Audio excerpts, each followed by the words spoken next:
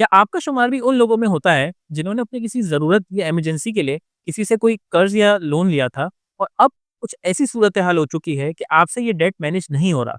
तो ये वीडियो आपके लिए है। अस्सलाम वालेकुम दोस्तों, मेरा नाम है फैज़ान फ़िरोज़ और आप लोग देख रहे हैं मेरा चैनल फाइनेंस विद फैज़ान। अब देखिए लोन जो है 2 तरीके के हो सकते हैं। सबसे पहली इसकी जो टाइप है वो ये हो सकती है कि आपने अपने किसी दोस्त से या फिर रिश्तेदार से या फिर कलीग से कुछ पैसे लिए हों और वो आपने एज़ इट इज़ उनको अमाउंट वापसी करनी होगी और वो आपसे कोई एक्स्ट्रा पैसा या इंटरेस्ट चार्ज नहीं करेंगे। जबकि दूसरा लोन इस टाइप का होता है कि आप किसी बैंक या फिर किसी फाइनेंशियल इंस्टीट्यूशन के पास गए, आपने अपनी ज़रूरत उनके सामने रखी है, चाहे वो कोई इमरजेंसी हो सकती है या आपको कोई अपने बिज़नेस के लिए नीड थी या एक्स-वाई-ज़ेड कोई भी इश्यू था, आप बैंक के पास जाते हैं और बैंक से एक आप लोन लेते हैं। उसके ऊपर बैंक आपसे या फाइनेंशियल इंस्टीट्यूशन आपसे कुछ अमाउंट एक्स्ट्रा चार्ज करता है, जिसको हम इंटरेस्ट कहते हैं। तो ये जो लोन होता है, यही अक्सर औक़ात जो है एक बर्डन बन जाता है। तो आइए देखते हैं कि इंडिया, पाकिस्तान जैसी कंट्रीज़ के अंदर आखिरकार लोगों को लोन लेने की ज़रूरत क्यों पेश आती है? तो अगर हम स्टैटिस्टिक्स की बात करें, तो इनमें से सबसे बड़ी वजूहत या सबसे फ्रीक्वेंट लोन लेने की जो वजह आती है, वो स्टूडेंट लोन है। 2023 की एक स्टैटिस्टिक है जो हमें बताता है कि एक एवरेज पाकिस्तानी साल में सिर्फ $1600 कमाता है, जिसको हम पर कैपिटा इनकम कहते हैं। अब ये $1600 रफली अराउंड 4 साढ़े 4 लाख रुपए बनते हैं और ये साल के पैसे हैं। इसके अंदर इसके दूसरे एक्सपेंसेस भी शामिल होंगे और जैसे रेंट है, ग्रोसरीज़ हैं, यूटिलिटी बिल्स हैं, मेडिकल एक्सपेंसेस हैं। इन सब के साथ-साथ उसके अंदर एक एजुकेशन का एक्सपेंस भी शामिल हो जाता है। और पाकिस्तान के अंदर अगर हम प्राइवेट सेक्टर की खास करके बात करें, तकरीबन हर प्राइवेट सेक्टर की यूनिवर्सिटी 1 लाख से लेके 25 लाख और शायद इससे भी ज़्यादा चार्ज कर रही होती हैं पर सेमेस्टर। अगर हम कोई डॉक्टर या इंजीनियर या फाइनेंशियल फील्ड के बारे में बात करें तो। इसी के साथ-साथ अगर हम इंडिया की बात करें, तो इंडिया में भी जो स्टूडेंट लोन्स की वैल्यू है, वो तकरीबन 90,000 करोड़ से भी ज़्यादा हो चुकी है। अब इन दोनों कंट्रीज़ के अंदर माँ-बाप चाहते हैं कि उनके बच्चों को अच्छे से अच्छी एजुकेशन मिले और ना चाहते हुए भी उन्हें किसी वजह से ये लोन लेना पड़ता है, लेकिन इस लोन को वापसी करना बहुत मुश्किल हो जाता है। इसकी जो वजह है वो ये है कि डिपेंडिंग अपॉन आपने किस हालात में ये लोन लिया है, उसकी जो इंटरेस्ट की पेमेंट्स होती हैं, वो बहुत ज़्यादा वेरी करती हैं। और एक पॉइंट पे आकर आप अगर आपको एक मनपसंद जॉब नहीं मिलती, आप कोई बहुत टाइम तक जॉब हासिल नहीं करते, तो ये जो लोन का रीपेमेंट है, एक बहुत बड़ा मसला बन जाता है। इसके अलावा एक और इम्पोर्टेंट टाइप जो लोन की होती है, वो पर्सनल लोन होते हैं। आपके घर में कोई शादी है, कोई अनप्लान्ड एक्सपेंस आपके सामने आ गया है, जैसे गाड़ी की रिपेयरेंस हो सकती है, हाउस मेंटेनेंस हो सकती है। इस टाइप के जितने भी खर्चे होते हैं, जो अभी आप फ़ौरन अपने तौर पे अदा नहीं कर सकते, इसके लिए भी आप पर्सनल लोन लेते हैं और ये भी एक बहुत बड़ा डेट ट्रैप बन जाता है। इसके अलावा जो एक और इम्पोर्टेंट टाइप ऑफ डेट जो हर इंसान को ऑलमोस्ट आज के दौर में होता है, वो है क्रेडिट कार्ड डेट।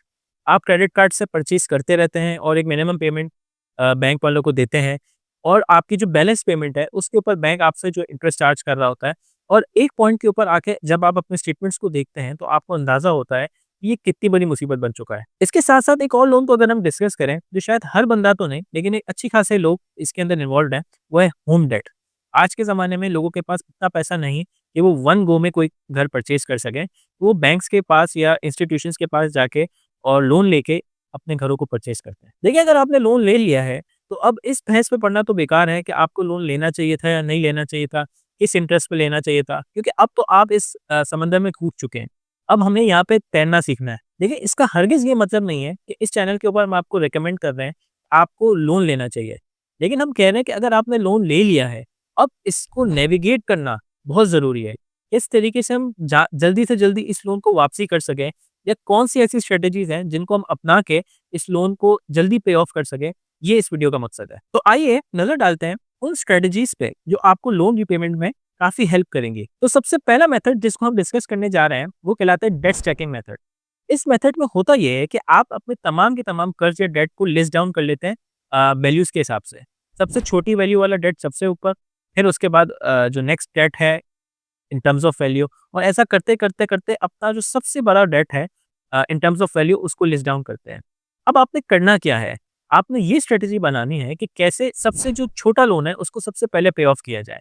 अब ऐसा करते इस वजह से हैं कि आपका जो माइंड है वो इस तरीके से प्रोग्राम है कि अगर आपने कोई चीज़ सक्सेसफुली कर ली तो ऐसी मोटिवेशन आपको मिलती है, ऐसे केमिकल रिएक्शंस दिमाग में होते हैं कि वो आपको डिफरेंट टास्क के लिए मोटिवेटेड रखते हैं। देखिए, ये जो मेथड है ये ज़्यादातर उस केस के लिए फेवरेबल है जब आपने जो लोन्स लिए हुए हैं इनके ऊपर आपने किसी किस्म का इंटरेस्ट नहीं देना। अगर आपने इंटरेस्ट बेस्ड लोन्स लिए हुए हैं और इन इंटरेस्ट रेट्स की वैल्यू भी बहुत ज़्यादा डिफरेंट है, तो आपके लिए जो एक मेथड सूटेबल हो सकता है, उसका नाम है debt avalanche method. Debt avalanche method में बेसिकली हम ये करते हैं कि हम फिर से अपने तमाम के तमाम लोन्स को या डेट्स को कैटेगराइज़ करते हैं। लेकिन इस दफ़ा हम वैल्यू बेस्ड काम नहीं करते, हम काम कर रहे हैं on the basis of interest rate. आपने मुख्तलिफ किस्म के लोन्स लिए होंगे और इनके डिफरेंट किस्म के इंटरेस्ट पे कर रहे होंगे on the basis of the interest rate. आपने सबसे पहले ये करना है कि जो हाईएस्ट इंटरेस्ट रेट का आपका लोन है, आपने उसको रीपे सबसे पहले करना है। अब इसकी वजह ये है कि अगर आप अपने हाई इंटरेस्ट लोन को सबसे पहले पे अप कर देंगे, तो आपके पास कुछ ना कुछ रूम बन जाएगा बाकी लोन्स को भी अदा करने के लिए। देखिए, ये एज़ एन इंडिविजुअल आपका फैसला है कि आपके लिए इन दोनों में से कौन-सा मेथड सूटेबल है। आप कोई भी मेथड अपने लिए सिलेक्ट कर सकते हैं, लेकिन इसके लिए आपने एक रीपेमेंट शेड्यूल भी अपने लिए बनाना होगा और इस रीपेमेंट शेड्यूल के लिए जो सबसे इम्पोर्टेंट चीज़ है, वो है बजटिंग। और बजटिंग की इंपॉर्टेंस को हम अपनी एक वीडियो में डिस्कस कर चुके हैं, जिसका लिंक डिस्क्रिप्शन में मौजूद है। मंथली बजट बनाने के बाद आप यकीनन उस पोजीशन में होंगे कि आपको पता होगा कि आप हर मंथ कितने आसानी से कितनी अमाउंट निकाल सकते हैं और किस तरीके से अपने लोन रीपेमेंट जर्नी को प्लान कर सकते हैं। इसके साथ-साथ अगर आपने बजटिंग अच्छी की हुई है, तो आप अपने जो एक्स्ट्रा एक्सपेंसेस हैं, उनको भी कट डाउन करके अपने इस रीपेमेंट को एक्सेलरेट भी कर सकते हैं। जब लोन की बात हो ही रही है, तो एक और इम्पोर्टेंट मसले को भी हमें डिस्कस करने की ज़रूरत है और वो है ये लोन ऐप्स या फिर लोन प्रेडेटर्स। अगर आपने या आपके किसी रिश्तेदार ने या आपके किसी दोस्त ने अभी बैंक से लोन लेने की कोशिश की होगी, तो आपको ये बात का बिल्कुल अंदाज़ा होगा कि बैंक कितनी ज़्यादा पेपर वर्क रिक्वायर करता है। आपसे स्टेटमेंट्स मंगाई जाएँगी, आपसे गारंटर के बारे में पूछा जाएगा, आपका फलाना डॉक्यूमेंट चेक किया जाएगा और आपके साथ बहुत किस्म से डीप किस्म की इन्वेस्टिगेशन की जाएगी।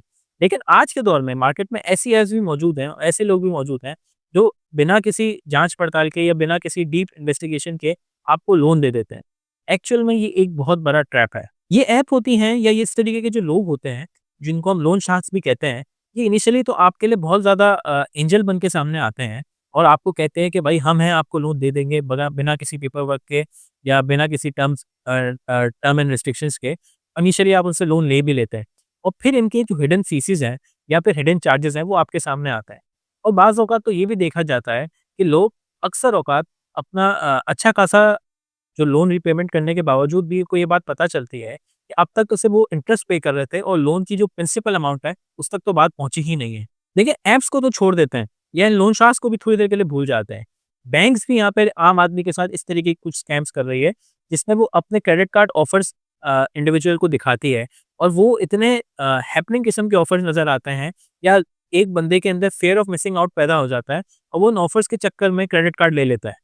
लेकिन बाद में उसके अंदर के हिडन चार्जेस या हिडन एजेंडा बाद में इनको नज़र आता है और वो रिग्रेट करते हैं। देखिए, यहाँ पे हम ये बात नहीं कर रहे हैं कि क्रेडिट कार्ड एक अच्छा टूल है या बुरा टूल है और इसको किस तरीके से यूटिलाइज़ करना चाहिए।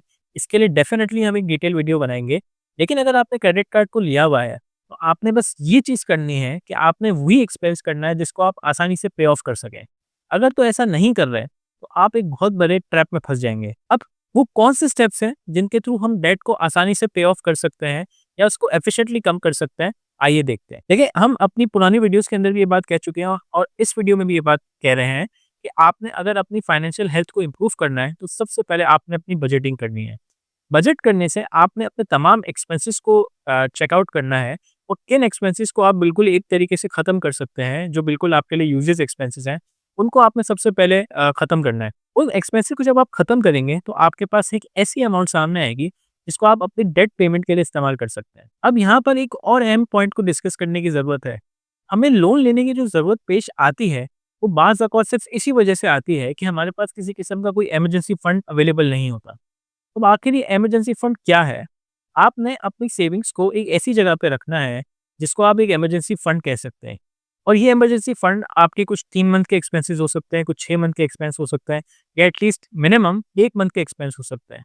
तो अगर आपके पास कोई अनफोर्सीन खर्चा आ जाए, जैसे गाड़ी रिपेयर करवाना या आपके पास कोई ऐसा एक्सपेंस आ रहा है जो आपके बजट में नहीं था, तो आप उसको इमरजेंसी फंड से पे ऑफ करेंगे और आपको लोन लेने की ज़रूरत नहीं आएगी। तो सबसे पहले कोशिश यही करनी है कि किसी तरीके से लोन लेने की ज़रूरत ही ना पेश आए और अगर लोन ले लिया है, तो क्या इसको इसी तरीके से एफिशिएंसी के साथ वापसी करने के रीपेमेंट स्ट्रेटजी बनानी पड़ेगी। इस स्ट्रेटजीज़ को फ़ॉलो करने के साथ-साथ आपने अपने आप से एक फ़ैसला भी करवाना है और वो फ़ैसला क्या है? वो फ़ैसला ये है कि जब तक ये पुराने लोन्स को मैं रीपे ना कर दूँ, तब तक कोई एक्सट्रीम सर्कमस्टेंसेस ना आ जाए, एक्सट्रीम सर्कमस्टेंसेस, इसके अलावा मैं नया लोन हरगिज़ नहीं लूँगा।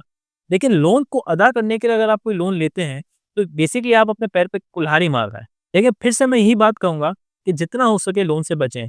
इनफैक्ट अगर आपको कोई बगैर किसी इंटरेस्ट के भी कोई पैसा दे रहा हो, चाहे आपका दोस्त है या आपके करीबी क्लोज़ रिलेटिव है, रिश्तेदार हैं, व्हाटएवर, आपको उनसे भी लोन लेने से बचना चाहिए।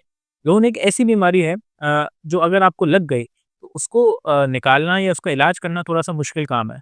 और अगर आपने इसको सही तरीके से इसका इलाज नहीं किया और सही तरीके से अपनी स्ट्रैटेजीज़ बना के लोन को रीपे नहीं किया, तो ये आपके फाइनेंशियल हेल्थ को बहुत ज़्यादा खराब करेगी। तो आज की वीडियो में हमने लोन को डिटेल में डिस्कस किया, लोन की टाइप्स क्या होती हैं, कैसे स्ट्रैटेजीज़ बना के हम लोन को पे ऑफ कर सकते हैं और एफिशिएंट तरीके से लोन को पे ऑफ करने के लिए क्या-क्या चीज़ें कर सकते हैं। अगर आपको ये वीडियो पसंद आई, तो इस वीडियो को ज़रूर लाइक करें और अगर किसी वजह से आपको वीडियो पसंद नहीं आई, तो आप डिसलाइक भी कर सकते हैं। इसके साथ-साथ अगर आपकी कोई रिकमेंडेशन है या कोई ऐसा टॉपिक है जो आप चाहते हैं जिस पे हम वीडियो बनाएँ, तो कमेंट सेक्शन में इसको आप मेंशन करें, हम इसको ज़रूर रिप्लाई करेंगे और इसके ऊपर हम ज़रूर वीडियो बनाएँगे। जज़ाकल्लाह।